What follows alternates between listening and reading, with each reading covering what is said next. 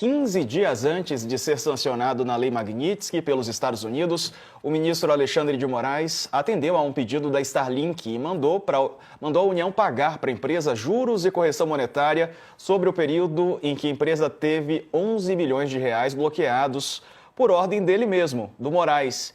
Moraes determinou ressarcimento à Starlink no dia 16 de julho. A decisão atendeu a um pedido da empresa norte-americana, mas não cita o valor que ainda seria devido. O repórter Matheus Coutinho, aqui do UOL, teve acesso à decisão que tramita sob sigilo.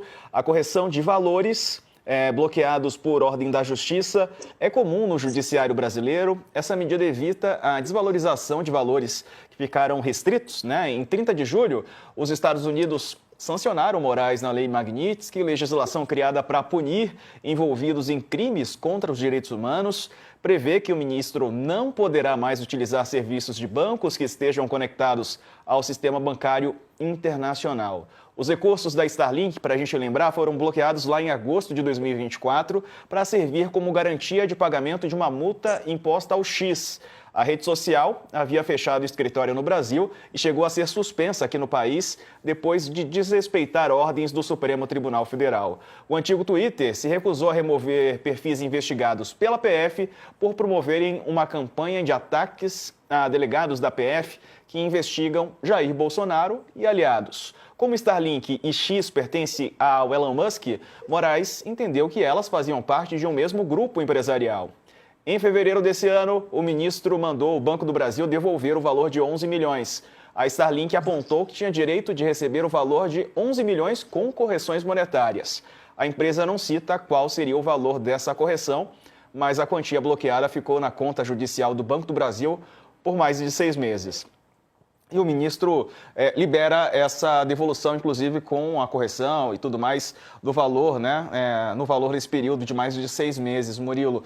Bom, eu te pergunto com esses desdobramentos, né? A gente ainda está entendendo exatamente quais são qual é o alcance da Magnitsky, né? As instituições bancárias também estão tentando entender exatamente até onde isso vai. Até ontem a nossa colunista Letícia Casado, ela trouxe a informação de que, por exemplo, movimentações feitas em dólar não poderiam ser feitas pelo Moraes. Por exemplo, compras em sites internacionais, né, e-commerce, comprar passagens também para viagens internacionais, usar a bandeira de cartão Visa e Mastercard, né, até ele já mudou para a bandeira Elo. Está todo mundo tentando entender exatamente qual que é a amplitude dessa punição. Ainda há um cenário nebuloso, né, de transição até para entender os efeitos da Magnitsky sobre o ministro Alexandre de Moraes. Primeira vez que um brasileiro é submetido à lei Magnitsky e um ministro da Suprema Corte. Então, até mesmo alguns esclarecimentos precisam ser feitos, né? O que chama a atenção nesse caso é que o ministro Flávio Dino, na semana passada, trouxe até uma decisão um pouco polêmica que assustou parte do mercado financeiro brasileiro, ao determinar que qualquer decisão de governo estrangeiro precisa, para ser executada, ter autorização do Supremo Tribunal Federal, ter a validação do Supremo Tribunal Federal. E os próprios bancos no Brasil ficaram um pouco com enorme dúvida, né, num limbo, uma insegurança jurídica, porque isso pode agravar ainda mais a relação do nosso sistema financeiro com o americano. E isso pode abrir brechas para novas sanções do governo dos Estados Unidos, sobretudo na área financeira, que seria extremamente um retrocesso, né, para as aplicações de investimentos aqui no Brasil, especialmente para o mercado financeiro. Então, ainda tem muita coisa a ser esclarecida sobre essa aplicação da Magnitsky no Brasil.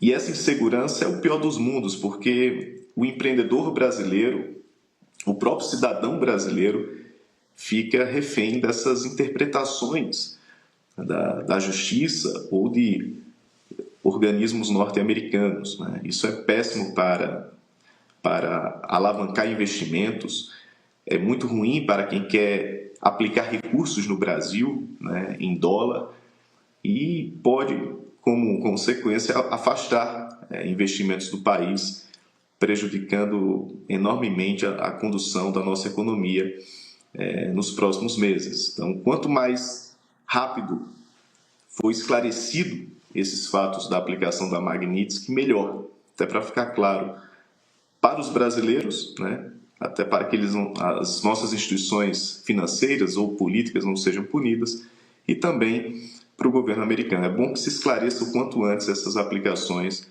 para evitar punições injustas sobre a interpretação da lei. Ontem, inclusive, aliás, acho que foi anteontem, no evento do LIDE no Rio de Janeiro, não sei se você viu, professor, também a gente mostrou aqui as falas do ministro André Mendonça e do ministro Alexandre de Moraes, né? O Mendonça falou sobre um ativismo judicial, como se o juiz não precisasse passar medo, né? Ele tem que ser respeitado e não ser temido. Hilton, você viu essa troca de farpas, né? Vamos dizer assim? Não foi farpa, mas foi um falou e o outro depois rebateu em momentos distintos entre o Mendonça e o Moraes no evento lá do Rio de Janeiro. Eu não vi o filme, mas li o livro, né? Eu li as notícias, mas não vi o vídeo da fala dos dois ministros.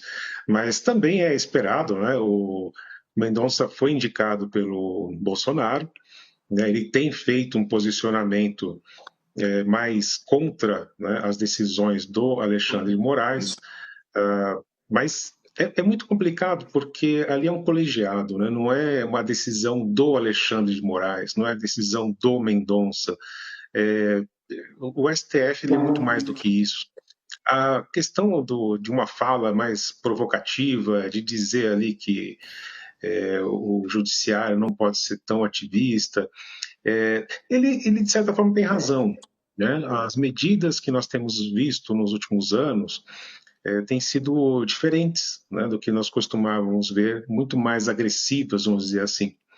E isso causa essa dúvida, principalmente em relação ao Alexandre de Moraes.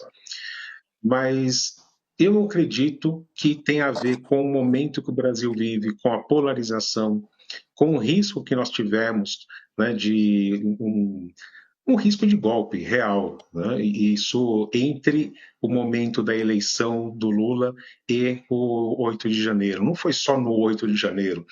Né? Se falar só do 8 de janeiro, parece que foi uma coisa muito isolada, foi ali de repente um levante, as pessoas ficaram bravas. Não.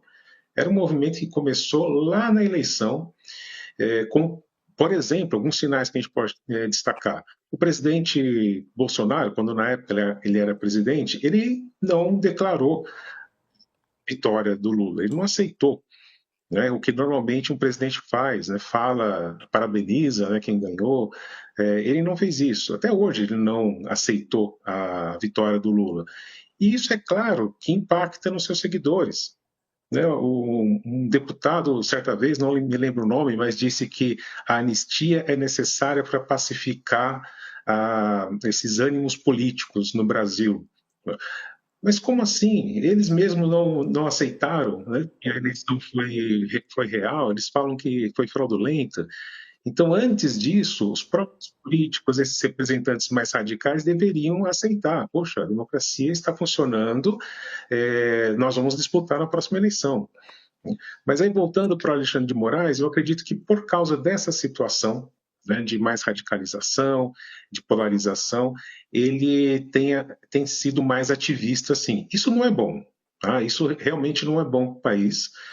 Não que ele esteja fazendo algo contra a lei, não é isso, mas é um comportamento que não é positivo para o país. Né? O ideal é que você tenha um equilíbrio entre os três poderes.